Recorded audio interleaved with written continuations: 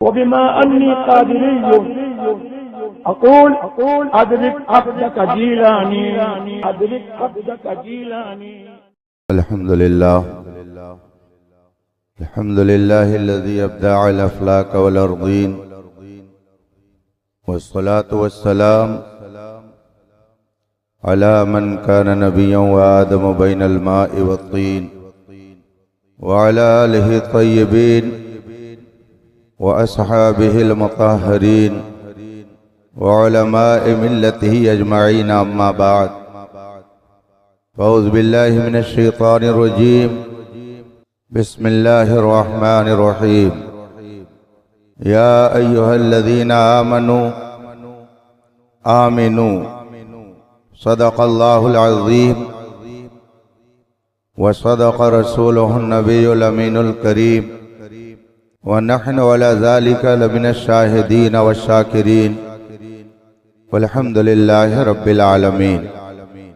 मिंबर पाक पर जलवा फरमा उलमाए ज़विल एहतराम, तलबे उलूम नबूवत, शोराए इस्लाम, हाज़रीन बावक़ार, बिलखुसूस हज़रत बाबरकत गुले गुलजार इस्माइलियत ज़ीनत सयादत शहज़ादे सरकार मसौली दामा ज़िल्लुल आली साहिब सज्जादा खानकाहे रज़विया रजबिया व नबी रगाने हुज़ूर मुफ्ती नानपारा, अस्सलामु अलैकुम व रहमतुल्लाहि ताला व बरकातुहू।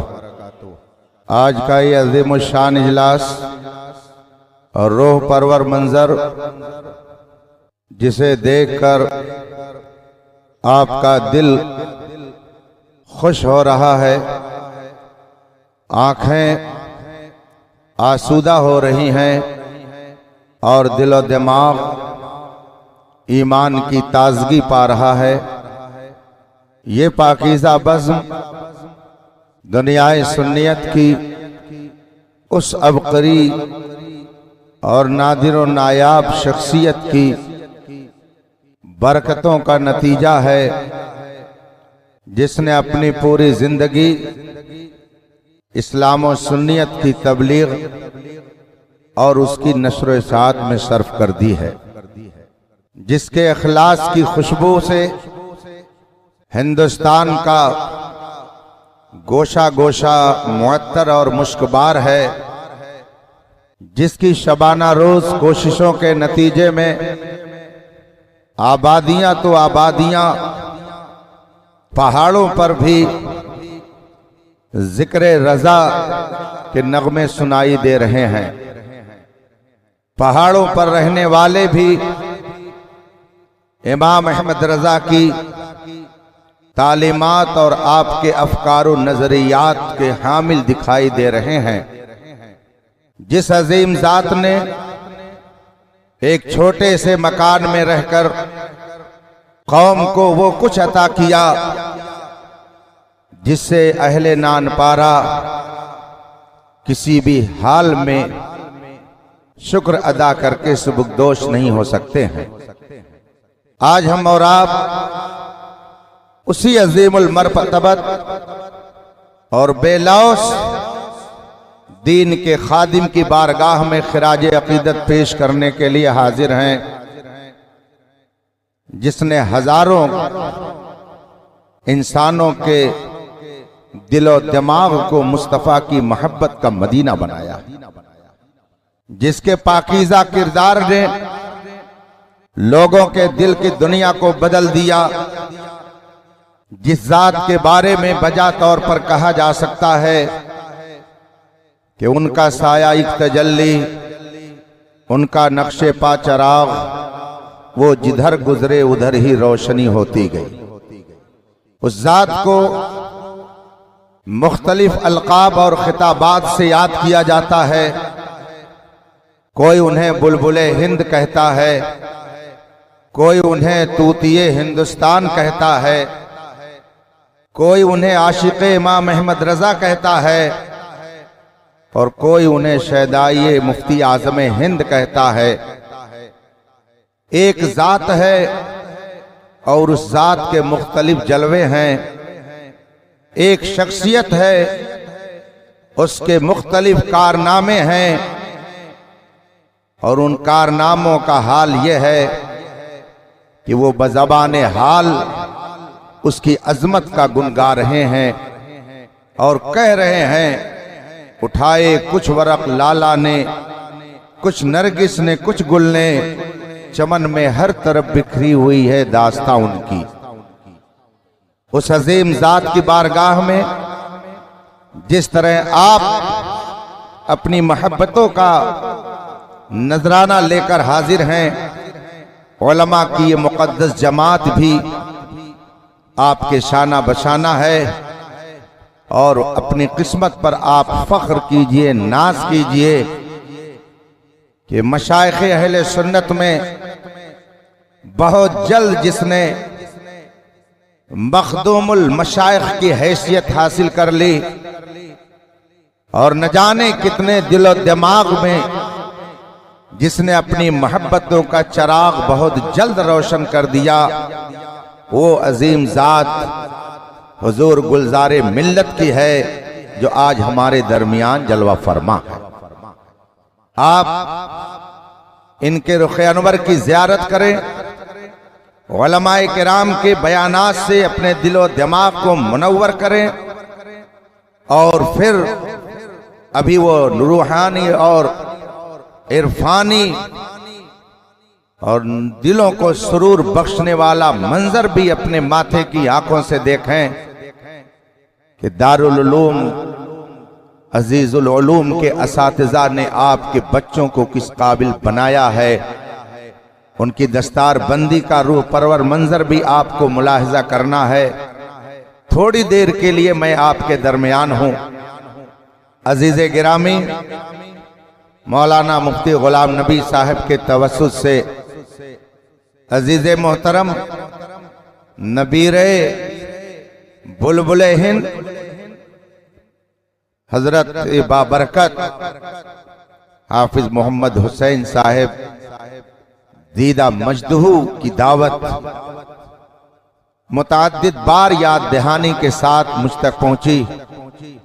एक अरसे के बाद शहजादे बुलबुले हिंद हजरत मौलाना महमूद साहब की भी ज़ियारत से मुशर्रफ हुआ। मुझे बहुत खुशी है कि आज हिंदुस्तान की उस अजीम बारगाह में मैं हाजिर हूं, जिसने सिर्फ शहरों को फैज़याब नहीं किया, मध्य प्रदेश के उन कोरदा इलाकों और पहाड़ों पर भी नगमे रजा जा करके सुनाया कि जहां पर आज भी लोग जाना गवारा नहीं करते।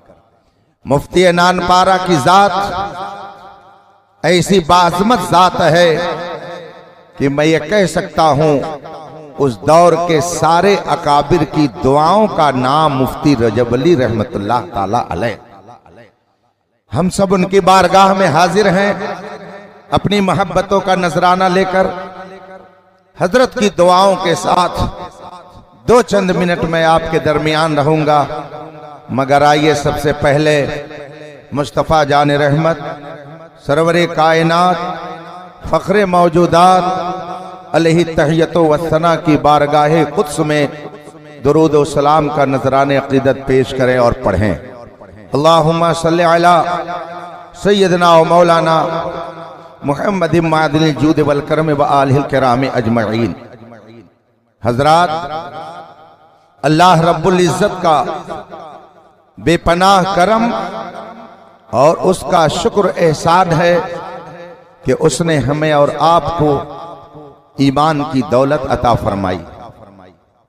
दुनिया में बेशुमार नेमतें उसने पैदा की, इंसानों को उसने बेशुमार नेमतों से नवाजा, मगर ईमान वो अजीम नेमत और वो अजीम सरमाया है कि जो सबको उसने अता नहीं किया। इस वक्त पूरी दुनिया में एक सर्वे के मुताबिक तकरीबन 7.25 अरब इंसान आबाद हैं। पूरी दुनिया के अंदर 7.25 अरब की तादाद में इंसान पाए जाते हैं और 7.25 अरब की इस आबादी में अक्सरियत उन लोगों की है जो रसूल पाक सल्लल्लाहु अलैहि वसल्लम के कलमे का इनकार करते। तकरीबन 6 अरब आबादी दुनिया की इस वक्त ऐसी है जो हमारे पैगंबर का कलमा नहीं पढ़ती है, रसूल पाक का इनकार करती है। दूसरे लफ्जों में आप ये कह सकते हैं 6 अरब आबादी आपके मजहब की और आपके ईमान की दुश्मन बनी हुई है। लेकिन नूर हक शमए इलाही को बुझा सकता है कौन? जिसका हामी हो खुदा उसको मिटा सकता है कौन? ऐ आबरूदे गंगा, वो दिन है याद तुझको, उतरा तेरे किनारे जब कारवां हमारा। कुछ बात है कि हस्ती मिटती नहीं हमारी, सदियों रहा है दुश्मन दौरे जमा हमारा। तकरीबन 6 अरब इंसान वो हैं जो रसूल पाक का कलमा नहीं पढ़ते हैं और ये सब चाहते हैं कि नूर इलाही को, शमए खुदावंदी को अपने मुंह की फूकों से बुझा दिया जाए। लेकिन अल्लाह तबारक व तआला जिस नूर को मुकम्मल करना चाहे, दुनिया की कोई ताकत उसे फना नहीं कर सकती। 6 अरब आबादी उनकी जो रसूल पाक का कलमा नहीं पढ़ते हैं और 2.25 अरब आबादी दुनिया में उनकी है जो हमारे नबी का कलमा पढ़ने वालों पर मुश्तमिल है। 2.25 अरब आबादी कलमा पढ़ने वालों की है, मगर इस 2.25 अरब आबादी का भी हाल आप पर अच्छी तरह से वाज़ेह है कि कलमा पढ़ने वाले इतनी बड़ी तादाद में पाए जाते हैं, मगर उसके बावजूद अगर आप सर्वे करें तो इनमें से भी कितने ऐसे लोग होंगे कि जिनका कलमा पढ़ना न पढ़ना दोनों खुली हुई बात है। सब जानते हैं कि कुरान करीम पर नुक्ता चीनी करके कोई मुसलमान नहीं रह सकता। हर बंदे मोमिन ये समझता है कि कुरान के अंदर न कोई तब्दीली हुई, न कोई तहरीफ हुई, उसके जबर जेर में भी कोई फर्क नहीं आया।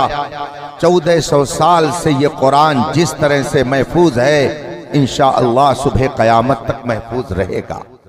अगर कोई कहता है कि मैं मुसलमान हूं मगर मेरा यह भी अकीदा है कि कुरान में कमी और पेशी कर दी गई, तो उसका अंजाम क्या होगा मुझे बताने की जरूरत नहीं है, दुनिया अपने आंखों से देख लेगी। मुझे कहने की जरूरत नहीं है, इसी दुनिया में वो जिल्लत के गड्ढे में डाल दिया जाएगा। इज्जत की लाख बुलंदियां उसे मिल गई हो, लेकिन कुरान का अगर मजाक कलमा पढ़ने वाला उड़ाएगा तो इज्जत की बुलंदी से जिल्लत के गड्ढे में जब डाला जाएगा तो तुम्हारा दुश्मन भी तुम्हारे मुंह पर पेशाब करने के लिए तैयार नहीं होगा। कुरान अल्लाह का वो कलाम है कि 1400 साल से पूरी दुनिया को चैलेंज कर रहा है। वइन कुंतुम फी रैबिम मिम्मा नज़्ज़लना अला अब्दिना फातू बिसूरतिम मिन मिस्ली, अगर तुम्हें शक है कि ये कुरान खुदा का कलाम नहीं है तो एक छोटी सी छोटी सूरत भी तुम इसके मुकाबले में लेकर के आओ।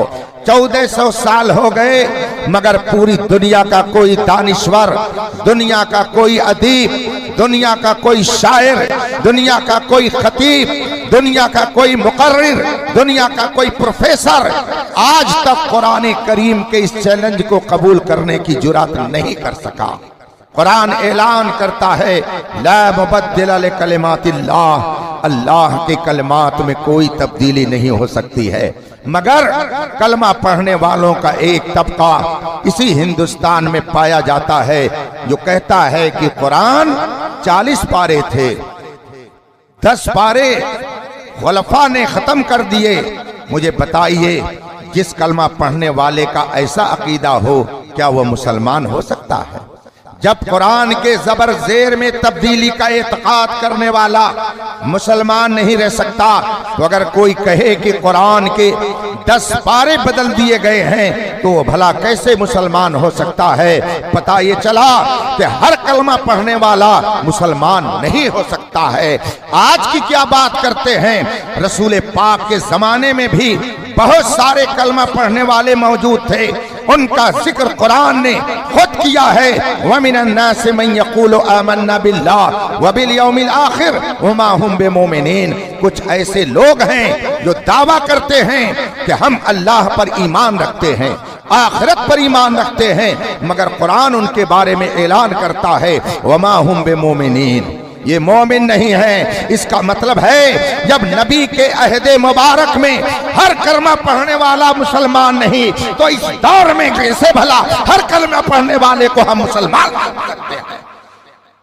चमकता जो नजर आए वो सब सोना नहीं होता। अगर दुनिया में रहना है तो कुछ पहचान पैदा कर। मुझे याद आ रहा है, आज से तकरीबन 7 या 8 साल पहले इसी नानपारा की सरजमीन पर एक अजीम इजलास हुआ था, जब किसी ने चैलेंज किया था रसूल की अजमत और आपकी नामूस पर धब्बा लगाने की नापाक कोशिश की थी।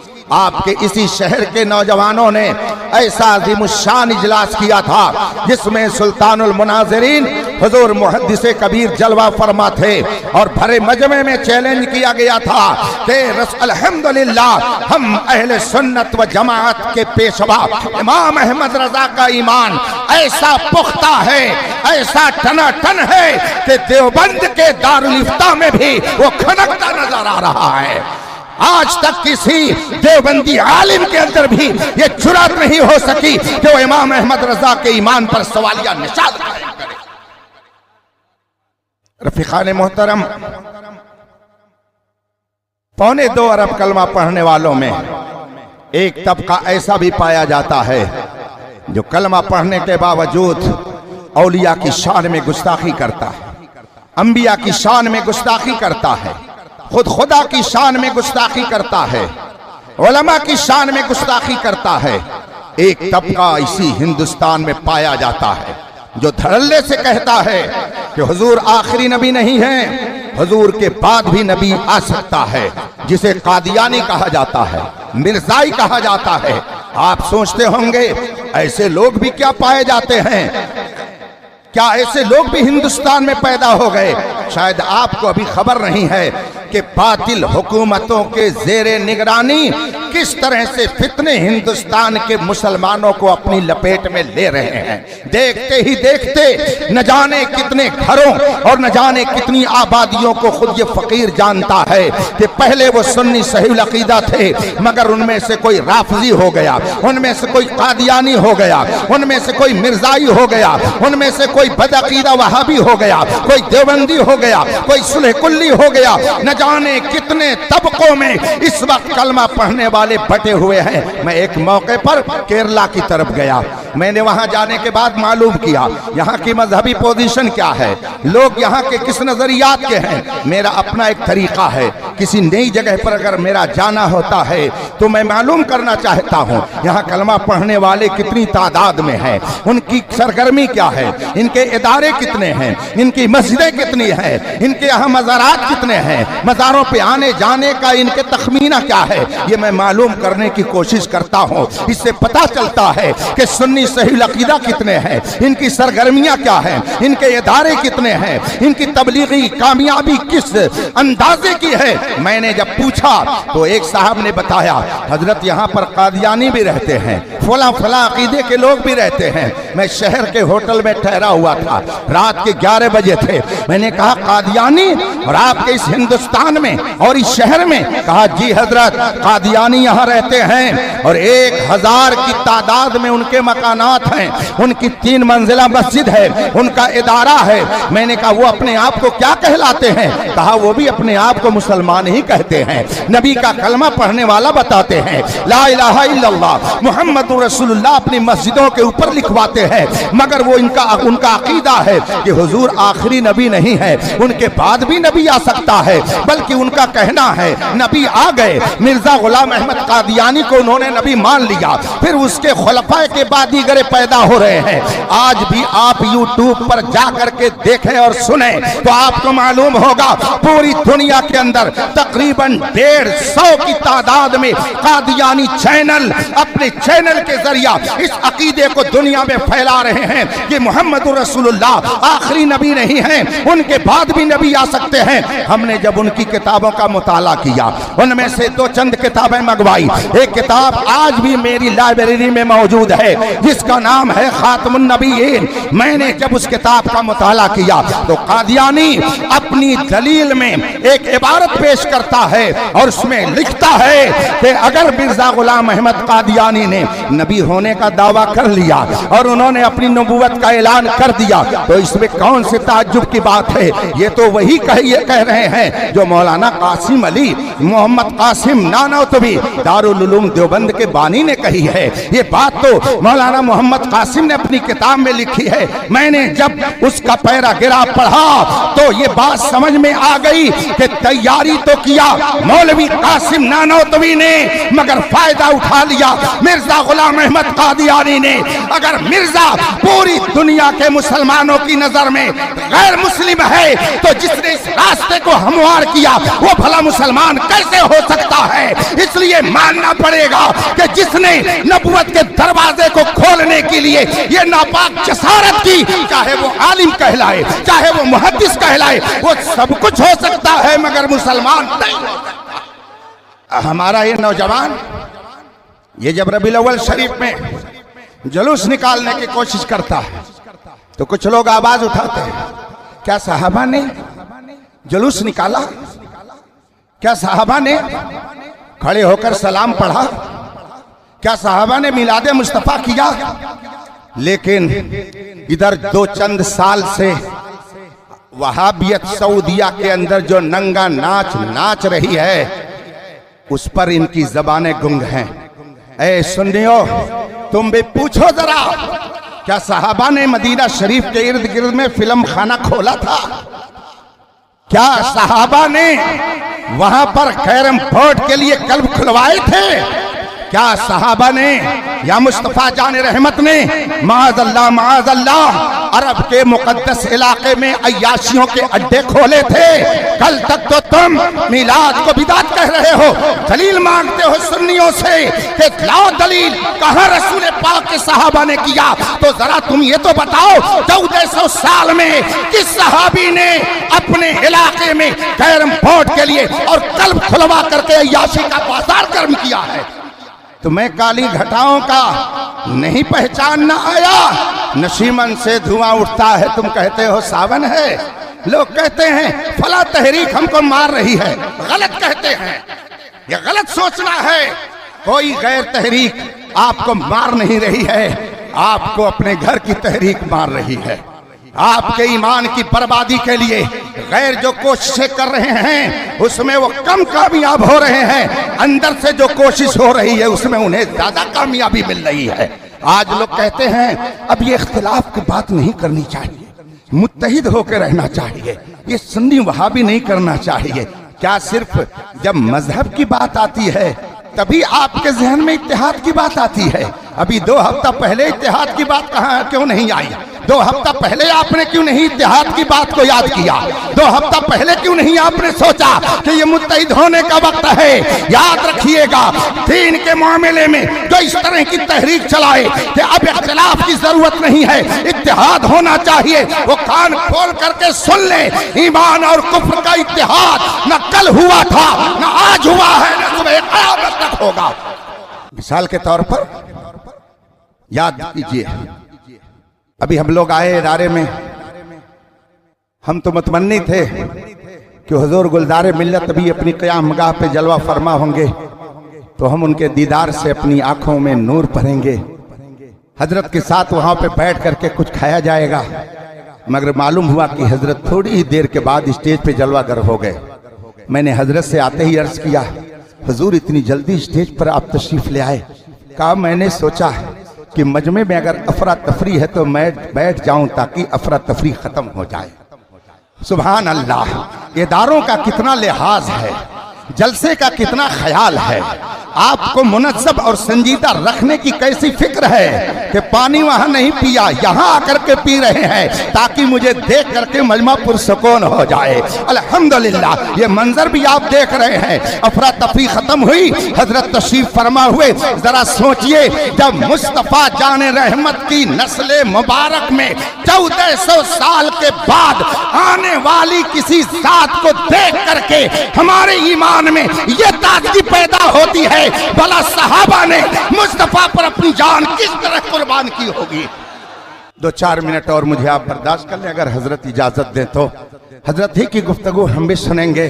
आखिर ये नारा बार बार मुफ्ती नानपारा का क्यों लग रहा है, मसलके आला हजरत का नारा क्यों लग रहा है? मैं यही बताना चाहता हूं कि न जाने कितने जुब्बो दस्तार में आज लोग घूम करके आपके ईमान पर डाका डालने की कोशिश कर रहे हैं। कलमा पढ़ने वाले कलमा पढ़ते हैं मगर कुरान का मजाक उड़ाते हैं, कलमा पढ़ते हैं मगर औलिया की शान में गुस्ताखी करते हैं। हालांकि अगर हिंदुस्तान का सर्वे किया जाए तो आप इस हकीकत को तस्लीम किए बगैर नहीं रह सकते कि आज हिंदुस्तान के गोशे गोशे में ला इलाहा इल्लल्लाह की जो सदा बुलंद हो रही है, ये इन्हीं औलियाए किराम की मेहनतों का नतीजा है कि जिन्होंने अपना प्यारा वतन छोड़ करके हिंदुस्तान को आबाद किया तो पूरा हिंदुस्तान अल्हम्दुलिल्लाह इंसानियत का गुलदस्ता बनता नजर आ रहा।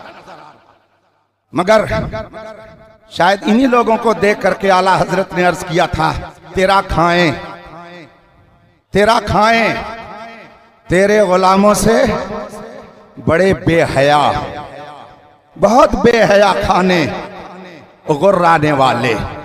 रफीकान मोहतरम, कलमा पढ़ने वाले कई तरह के पाए जाते हैं। ये फितनों का दौर है, याद रखिएगा। अगर आपने जरा ही सी गफलत बरती तो ईमान आपका किस तरह से चला जाएगा, आपको उसकी फिक्र, आपको उसका एहसास भी नहीं होगा। मेरे आका सरवरे कौनैन सल्लल्लाहु अलैहि वसल्लम ने इरशाद फरमाया, एक दौर ऐसा आएगा, युस्बिहुर रजुलु मुमिनन व युमसी काफिरा।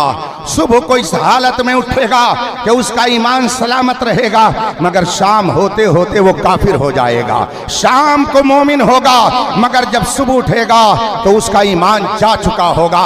आज हम अपने माथे की आंखों से ये देख रहे हैं, एक सुन्नी सही अकीदा लड़का दिन में सुन्नी रहता है, मगर शाम को जब अपने बिस्तर पर जाता है तो व्हाट्सएप खोलता है, यूट्यूब खोलता है, कभी उसमें जाकिर नाइक की तकरीर सुनता है, कभी तारिक जमील जैसे एक्टर की तकरीर सुनता है, कभी किसी कादियानी की तकरीर सुनता है। और जब उनकी तकरीर सुन करके मुतासिर होता है तो सुबह से ज़हन बना लेता है, हाँ ये सही कह रहे हैं, ये सुन्नी मौलाना गलत कहते हैं, यही सही कह रहे हैं। वो शाम तक सुन्नी रहता है और सुबह होते होते बदअकीदा हो जाता है। आज न जाने कितने नौजवान जो डॉक्टर हैं, इंजीनियर हैं, प्रोफेसर हैं, उन्होंने दुनिया की इन रंगीनियों को देख करके इस्लाम को खैर बात कह दिया, अपने अकीदे को बर्बाद कह दिया कर दिया। और अगर कहा जाता है, अरे भाई आप कहाँ जा रहे हैं, तो कहते हैं मौलाना सब तो कलमा पढ़ते हैं, सब कुरान पढ़ते हैं, सब एक खुदा को मानते हैं, सब एक पैगंबर को मानते हैं। मेरे भाइयों,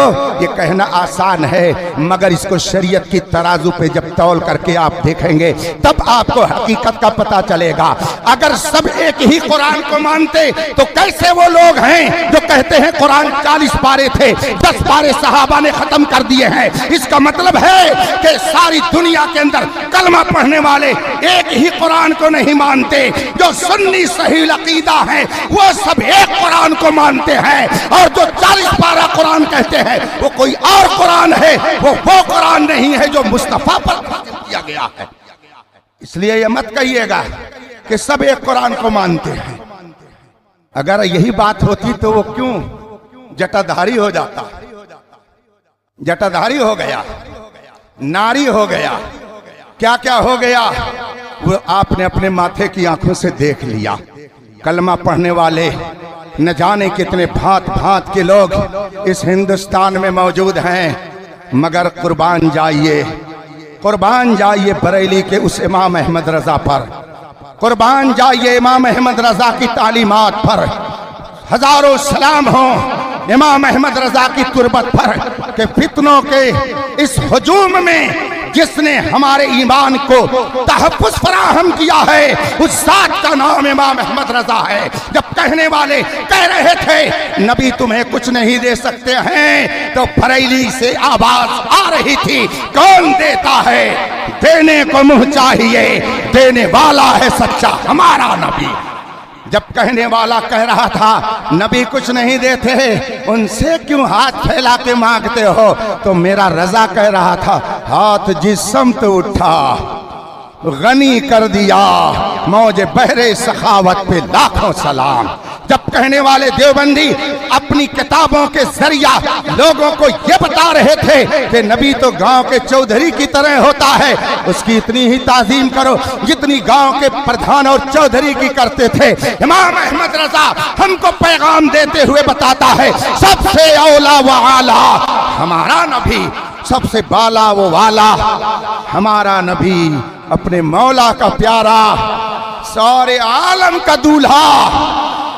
जब कहने वाले कह रहे थे नबी को पीठ पीछे की भी खबर नहीं है, तब इमाम अहमद रजा हमको बता रहे थे और कोई गैब क्या, तुमसे नेहा हो भला जब ना खुदा ही छुपा तुम पे करोड़ों दुरूद। जब कहने वाले कह रहे थे या रसूल अल्लाह मत कहा करो, या रसूल अल्लाह कहना शिर्क है, तब इमाम अहमद रजा हमको बता रहे थे गैज़ में जल जाएं बेदीनों के दिल, या रसूल अल्लाह की कसरत कीजिए।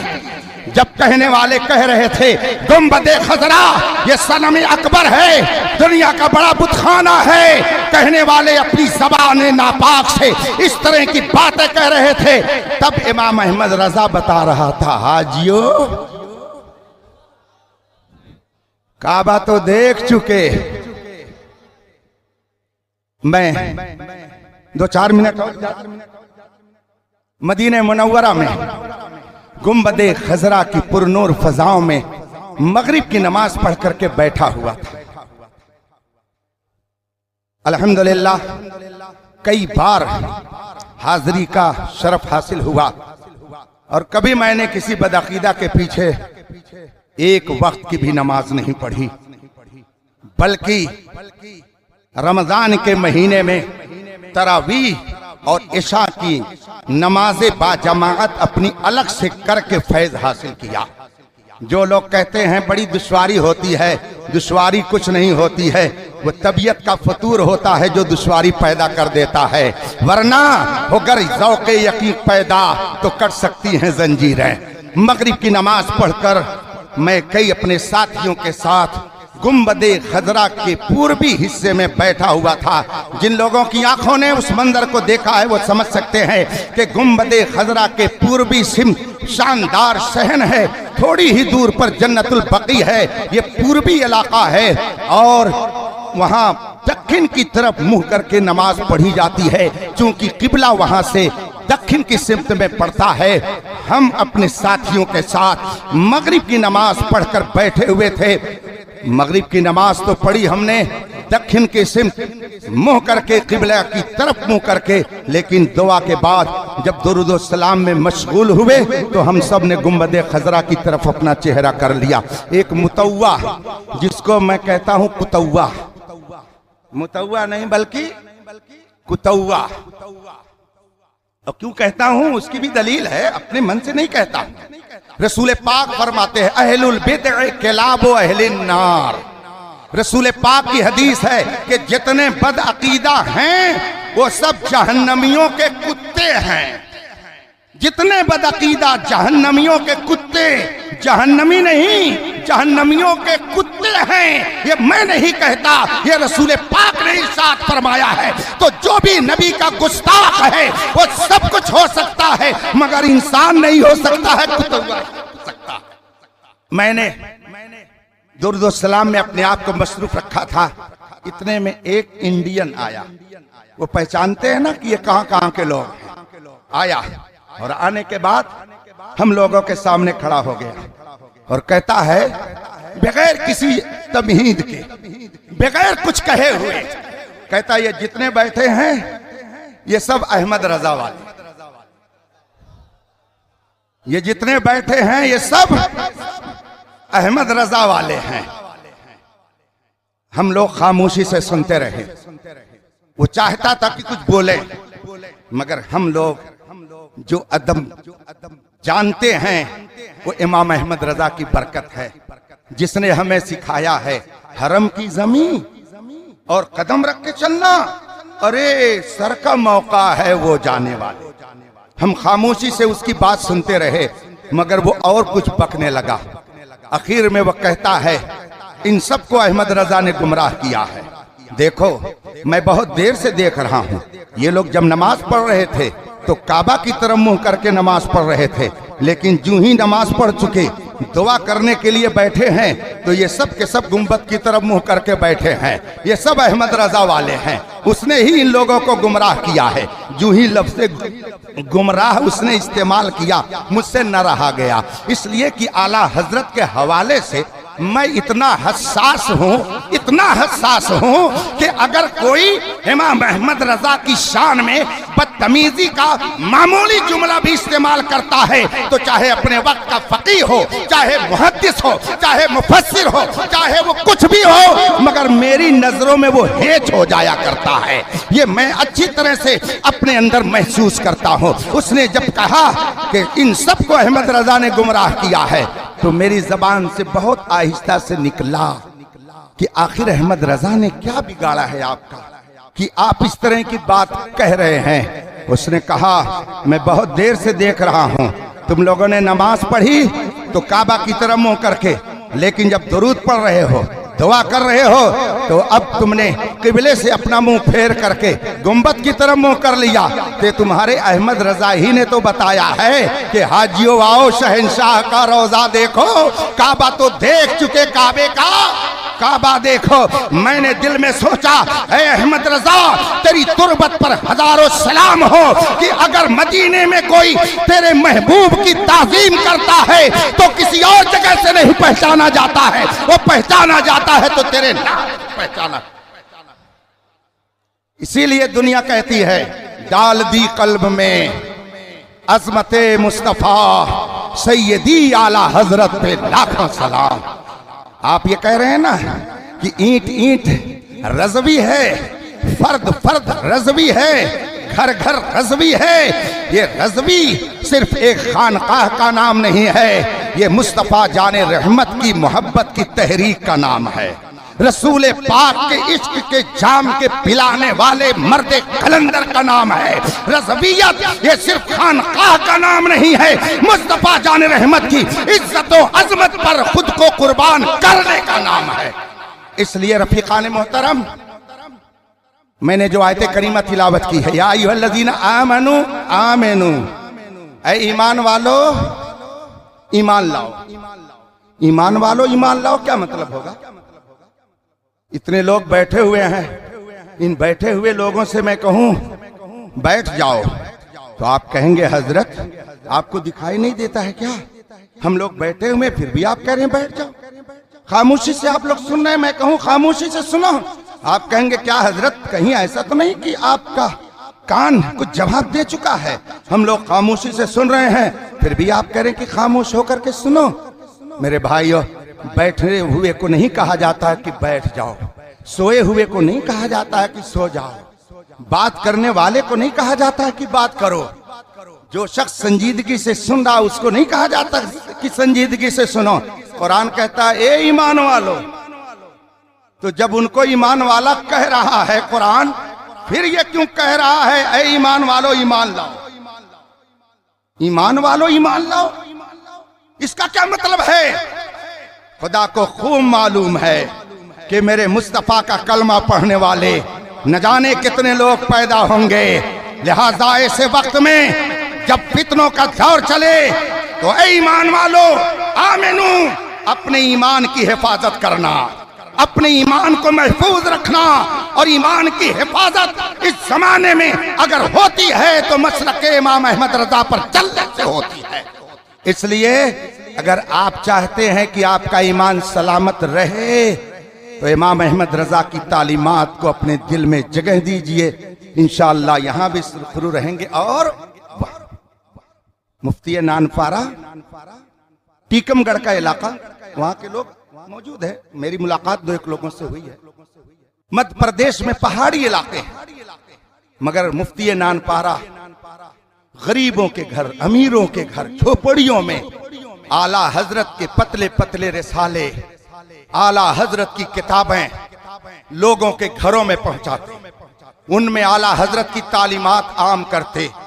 मुफ्ती नानपारा ने अपना तारुफ नहीं कराया, जिंदगी भर इमाम अहमद रजा का तारुफ कराया। वो जहां गए अपनी शख्सियत को मनवाने के लिए नहीं गए, बल्कि इमाम अहमद रजा की तालीमात को लेकर के गए।